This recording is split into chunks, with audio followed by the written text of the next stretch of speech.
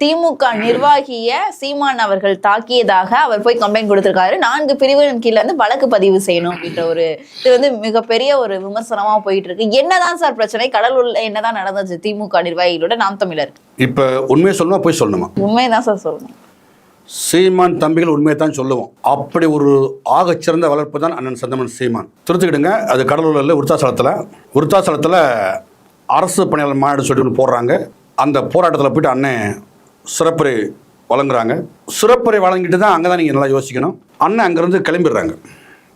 அந்த திடலை விட்டு அண்ணன் கிளம்பிடுறாங்க. அதுக்கப்புறம் நாங்கள் கேள்விப்பட்ட வரைக்கும் திமுகவை சேர்ந்த மிகப்பெரிய ஒரு ரவுடி அவருக்கு பெரிய பொறுப்பு கொடுத்துருக்குறாங்க.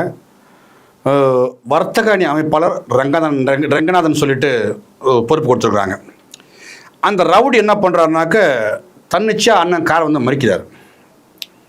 திடீர்னு ஒரு தலைவர் காரை மறிக்கும்போது தலைவர் சுதாரிக்கிறார். யார் அவன் ஏதோ தப்பாக இருக்கு அப்படின்ட்டு. ஏன்னா அண்ணனுடைய பாதுகாப்பு படைப்பினால் வந்துட்டுருக்கு. ஏன்னா ரொம்ப தெளிவாக சொல்ல வேண்டியிருக்கு உங்களுக்கு. இதை பார்க்குற மக்கள் தெளிவாக புரிஞ்சுக்கோங்க. நான் சத்தியம் பேசுகிறேன், நான் உண்மையை தான் பேசுகிறேன். எக்ஸ்ட்ரா சொல்ல வேண்டிய தேவை எங்களுக்கு இல்லை. ஏன்னா இப்போ 4 பிரிவில் அண்ணன் மேலே வழக்கு போட்டுறீங்க. இதெல்லாம் ரொம்ப ரொம்ப ரொம்ப ரொம்ப தவறு. இது மிக மிக தவறு. ரொம்ப கண்டிக்கக்கூடிய ஒரு தவறுப்பா. இது மிக கண்டிக்கக்கூடிய தவறு. நீ யார் இது சொல்கிறேன் அப்படின்னா, ஒரு திமுகவை சேர்ந்த ஒரு மிகப்பெரிய பொறுப்பில் இருக்கிறவன் தண்ணியை போட்டு அண்ணன்கிட்ட காரை வறுமைச்சு அண்ணன் அடிக்க வர்றான். சீமான் யார்?